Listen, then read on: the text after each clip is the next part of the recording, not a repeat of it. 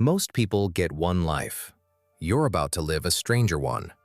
A badge, an oath, and a cost nobody warns you about. The person you are right now doesn't come out the other side unchanged. This is your life as an FBI agent. You're 26 when the envelope arrives. Thick paper, a federal seal. You read it 3 times before the words stop swimming. You've been selected. In 11 weeks, you report to Quantico. There's a version of you that stays. Same desk, same commute, same Friday bar. You fold that version up and put it in a drawer. Some part of you has been waiting for this your whole life. You don't tell most people where you're going. Your mother cries. Your father shakes your hand a beat too long. The road out of town is empty at 5 in the morning, and you take it. The sign reads FBI Academy. A guard checks your name against a list, and for 1 second, you're certain it won't be there. Then the gate lifts. No going back now. They strip your week down to the minute. Lights on at 6, gear laid out by the inch. You learn 40 new names and forget your own by lunch. Everyone here was the best where they came from. Your body becomes the curriculum first. Runs that start in the dark. A pull-up bar that doesn't care who you used to be. You throw up on the second morning and run again on the third. Then they hand you a weapon and a town that isn't real. Hogan's Alley. Fake bank, fake deli, actors with scripts, and you with live decisions. You learn that hesitation is its own kind of answer. Some nights, the doubt comes. You lie in the dark doing math on everything you gave up. Then morning comes, and the bar is still there, and so are you. 20 weeks later, they call your name and put a badge in your hand. It's lighter than you expected, and heavier than anything you've ever held. Special Agent. That's you now. Your first office could be anywhere. They send you to a field division in a city you've never seen, hand you a desk and a stack of cases, and the training wheels quietly come off. Your first interview, you sit across a metal table from a man twice your age. He lies, smiles, lies again. You learn to listen past the words, to the small tells the words try to hide. Nobody tells you how much of it is paper. Affidavits, evidence logs, a report that has to hold up in a courtroom you can't see yet. A case gets built one careful line at a time. You miss something. A lead you let sit a day too long, gone cold by morning. Your supervisor doesn't yell, he just says, "Next time." And somehow, that lands worse. You don't make that mistake twice. There's an older agent who's seen it all and says little. She teaches you what the academy couldn't, which doors to knock on twice, when the rules bend and when they never do. Your first case closes, a small one, the kind that never makes the news. But a woman shakes your hand and won't let go, and you understand for the first time exactly what the badge is for. You notice it everywhere now, the way a room shifts when you show the badge. The way strangers decide who you are in a single second.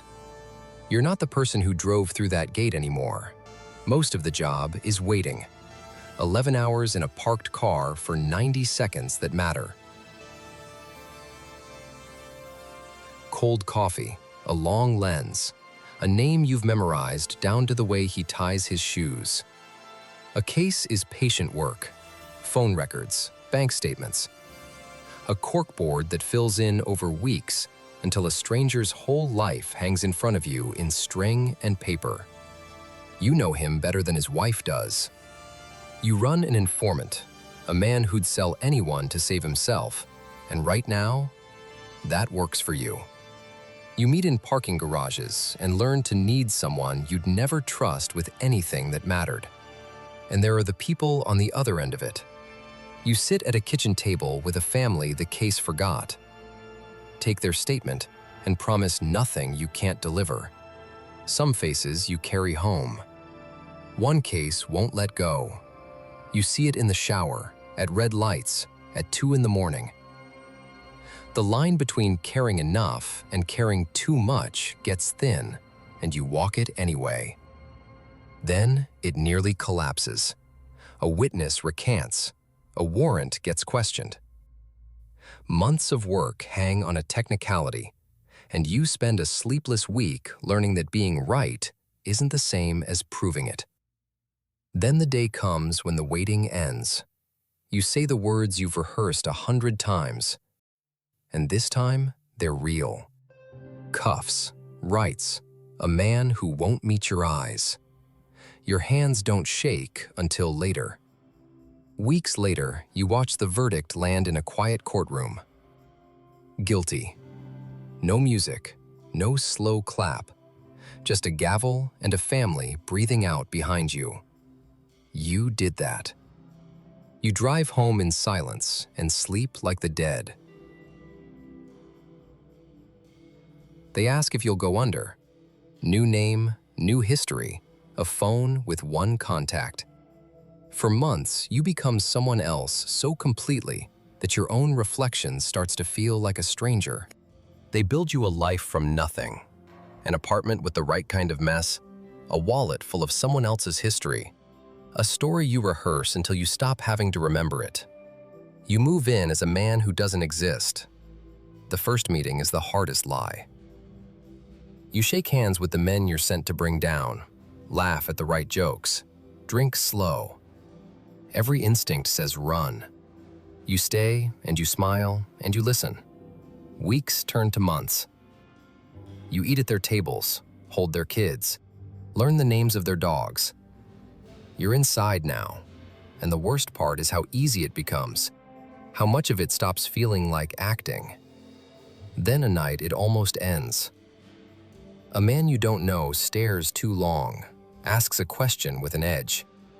Your cover hangs on a single answer, and you give it without blinking, while your pulse goes through the roof. And here's the thing nobody warns you about. You start to like one of them.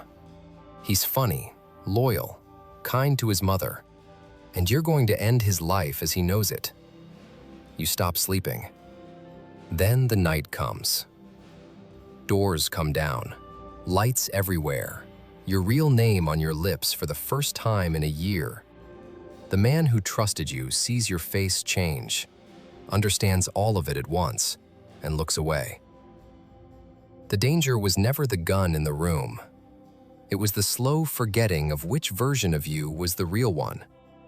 It's over now, and you spend weeks counting the days until your own name fits again. Years pass like this. Birthdays missed, calls you couldn't return, a relationship that ran out of patience. The work asks for everything, and quietly, a piece at a time, you keep paying. You're 3 states away when the call comes that your father is gone. You make the funeral by an hour, still in yesterday's suit, and stand at the back doing the math on every dinner you chose the job instead. The job collects its rent in other ways. Sleep that won't come, a drink that became 2, a doctor who frowns at your blood pressure and asks about stress, and you almost laugh. A new agent shadows you now, 26 and certain, asking the questions you once asked. You give the answers your mentor gave you, and realize with a small shock that somewhere along the way, you became the old hand.